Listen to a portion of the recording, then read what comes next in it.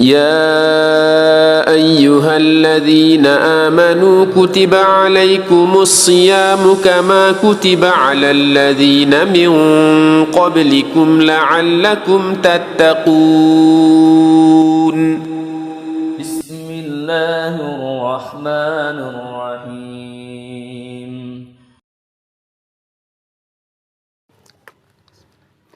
Assalamualaikum warahmatullahi wabarakatuh. Awalan nahmadullah subhanahu wa ta'ala alladhi qad a'tana ni'matan katsirah wa fi hadhil fursati thayyibah narju ila Allahi ay yuwahhida qulubana bi kalimatihi fi hadzal makanil mubarak. Asyhadu an la ilaha illallah wahdahu la syarika la wa ashhadu anna Muhammadan abduhu wa rasuluh al-mab'uts rahmatan lil alamin. Allahumma salli wa sallim ala nabiyil mustafa wa rasulihil mujtaba wa ala alihi wa sahabatihi wa man tabi'ahum bi ihsanin ila yaumiddin, amma ba. Pertama-tama kita memuji Allah Subhanahu wa taala dan kita memohon kepada Allah Subhanahu wa taala agar senantiasa menyatukan hati-hati kita dengan kalimat-kalimatnya yang mulia. Kemudian kita berselawat kepada baginda Nabiullah Muhammad sallallahu alaihi wasallam, di mana berkat dakwah dan perjuangan beliau sehingga kita juga bisa merasakan dinul Islam yang penuh dengan rahmat Allah Subhanahu wa taala. Alhamdulillah. Pada kesempatan ini kita akan berbicara fawaidut tilawati wa tadabburil Quran, tentang nilai-nilai kita membaca dan mentadabburi Al-Quran. Nilai yang pertama adalah merupakan ta'abbudan lillah, merupakan bentuk ibadah kepada Allah Subhanahu wa taala. Jadi membaca Al-Quran adalah merupakan bentuk ibadah kepada Allah Subhanahu wa taala. Hal ini didasarkan pada firman Allah Subhanahu wa taala di dalam surah Al-Muzammil ayat 20. Ba'da'udzu billahi minasyaitonir rajim. Faqra'u ma tayassara minal Qur'an, maka hendaklah kalian membaca yang mudah dari Al-Quran. Jadi membaca Al-Quran adalah merupakan perintah dari Allah Subhanahu wa taala yang akan bernilai ibadah. Maka yang namanya ibadah, maka mutlak yang pertama yang harus kita miliki sebagai prasyarat daripada ibadah, semua ibadah yang kita lakukan akan bernilai ibadah manakala kita mengikhlaskan niat kita karena Allah Subhanahu wa taala. Nukhlisun niyat khalisan lillahi ta'ala. Hadirin hadirat kaum muslimin muslimat yang dimuliakan oleh Allah Subhanahu wa ta'ala. Untuk itu membaca Al-Quran adalah merupakan bentuk ibadah kepada Allah Subhanahu wa ta'ala. Maka kita harus senantiasa mengikhlaskan niat kita hanya untuk Allah Subhanahu wa ta'ala, sehingga insya Allah setiap ayat, bahkan setiap hurufnya kita akan mendapatkan kemuliaan. Kita akan mendapatkan keberkahan dari ayat-ayat, bahkan setiap huruf yang kita baca. Karena membaca Al-Quran jaminan dari Allah dan Rasulnya, kita akan mendapatkan kemuliaan dan mendapatkan keberkahan.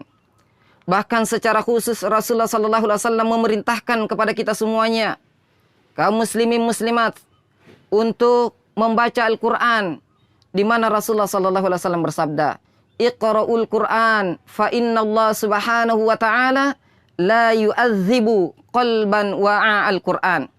Wa inna hadzal Qur'an ma'dubatullah. Faman dakhala fihi fahuwa aminun wa man ahabbal Qur'an falyabshir." Rasulullah sallallahu alaihi wasallam bersabda, bacalah Al-Qur'an karena sesungguhnya Al-Qur'an adalah ma'dubatullah, hidangan dari Allah Subhanahu wa taala. Maka barang siapa yang masuk ke dalamnya maka dia akan aman, dan barang siapa yang mencintai Al-Quran maka bergembiralah dia. Jadi membaca Al-Quran adalah merupakan perintah Allah Subhanahu wa taala dan perintah Rasulnya Muhammad sallallahu alaihi wasallam yang bernilai ibadah.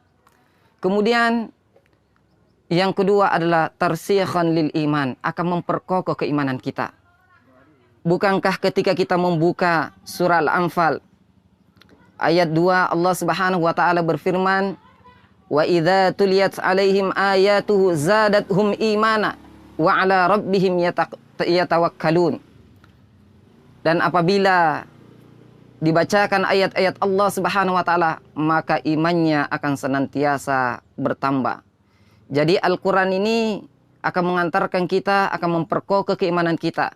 Jadi kalau kita ingin Allah Subhanahu wa taala menambahkan keimanan kita, memperkokoh keimanan kita, maka mari kita sisihkan waktu terbaik kita untuk membaca dan mentadabburi Al-Qur'an. Membaca dan mentadabburi Al-Qur'an adalah merupakan bentuk ibadah kepada Allah Subhanahu wa taala, kemudian dia akan memperkokoh keimanan kita. Oleh karenanya para ulama senantiasa menjelaskan kepada kita. Satu di antaranya Ibnu Qayyim Al-Jauziyah, beliau mengatakan bahwa tidak ada pekerjaan yang paling mulia untuk seorang hamba, baik untuk dunianya maupun akhiratnya, melebihi daripada orang itu membaca Al-Quran. Subhanallah. Bahkan lebih jauh beliau mengatakan, seandainya orang-orang itu tahu akan nilai manfaat dari membaca dan mentadabburi Al-Quran, maka niscaya orang-orang itu akan mengurangi pekerjaan-pekerjaan yang lain, kemudian dia akan konsentrasi menyisihkan waktu terbaiknya untuk membaca dan mentadabburi Al-Quran. Bahkan Allah yarham Ustadz Abdullah Said, pendiri Hidayatullah, beliau mengatakan suatu kerugian yang sangat besar, suatu kelalaian yang tidak ada taranya, manakala Al-Quran sudah ada di tangan kita, sudah ada di lemari-lemari kita, di rumah-rumah kita, di masjid-masjid kita, tetapi ternyata ada yang melalaikan kita dari membaca dan mentadabburi Al-Quran, dari berinteraksi dengan Al-Quran. Itu adalah suatu kerugian yang sangat besar. Oleh karenanya, setan, bahkan juga orang-orang kafir, mempunyai program bagaimana menjauhkan umat Islam jauh dari kitab sucinya. Wa qala alladziina kafaru la tasma'u li hadzal Qur'an walghaw fihi la'allakum taghlibun. Dan berkata orang-orang kafir, pemimpin-pemimpin kafir kepada orang-orang kafir lainnya, la tasma'u li hadzal Qur'an. Jangan kalian mendengarkan Al-Qur'an, atau jangan sampai umat Islam itu membaca dan mendengarkan Al-Qur'an. Walghaw fihim, buat kesibukan, niscaya kalian dapat mengalahkan mereka. Subhanallah. Jadi rahasianya sudah dicantumkan di dalam Al-Quran bahwa orang kafir, begitu pula setan, punya program utama bagaimana menjauhkan umat Islam dari kitab sucinya. Karena Al-Quran ini punya kekuatan, punya kemuliaan. Bahkan kita lihat firman Allah Subhanahu wa taala dalam surah Al-Anbiya ayat 10. Allah Subhanahu wa taala berfirman, "Laqad anzalna ilaikum kitaban fihi dzikrukum afala taqilun." Sungguh kami telah menurunkan sebuah kitab kepada kalian yang di dalam kitab itu terdapat peringatan, terdapat nasihat, terdapat pelajaran. Apakah kalian tidak memikirkan? Bahkan Abdullah bin Abbas radhiyallahu anhuma menafsirkan kalimat fihi dzikrukum, kemuliaan kalian. Jadi sungguh kami telah menurunkan sebuah kitab yang di dalam kitab itu terdapat kemuliaan kalian. Apakah kalian tidak memikirkan atau apakah kalian tidak berakal? Hadirin hadirat yang dimuliakan oleh Allah Subhanahu wa taala. Jadi yang kedua, nilai kita membaca dan mentadabburi Al-Qur'an adalah tarsikhan lil iman, akan memperkokoh keimanan kita.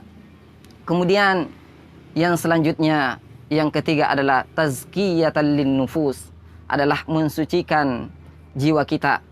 Jadi kalau kita kepengen Allah Subhanahu wa taala mensucikan jiwa kita, membersihkan hati kita, maka hendaknya mari kita menyisihkan waktu terbaik kita untuk membaca dan mentadabburi Al-Quran. Karena sesungguhnya Allah Subhanahu wa taala menurunkan Al-Quran ini untuk kita baca, kita tadabburi, sehingga dari pemahaman itu lahir sebuah keyakinan.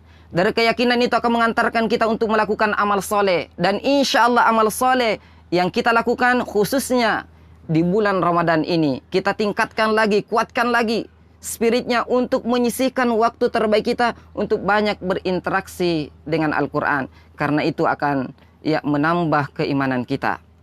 Barangkali ini yang saya dapat sampaikan, mengingat waktu yang terbatas, karena masih ada beberapa poin dari nilai-nilai kita membaca dan mentadabbur Al-Quran. Bijaksana rasanya kita mencukupkan sampai di sini. Kita cukupkan mengambil 3 poin. Yang pertama adalah ta'abbudalillah, membaca Al-Quran adalah merupakan bentuk ibadah kepada Allah Subhanahu wa taala. Kemudian yang kedua adalah tarsikhan lil iman, akan memperkokoh keimanan kita. Kemudian yang ketiga adalah tazkiyatan lin nufus, akan mensucikan jiwa kita. Demikian, kalau benar tentunya dari Allah Subhanahu wa taala, kalau salah datanya dari pribadi saya ucapkan astagfirullahalazim. Hadanallahu wa iyyakum ajma'in. Wassalamualaikum warahmatullahi wabarakatuh.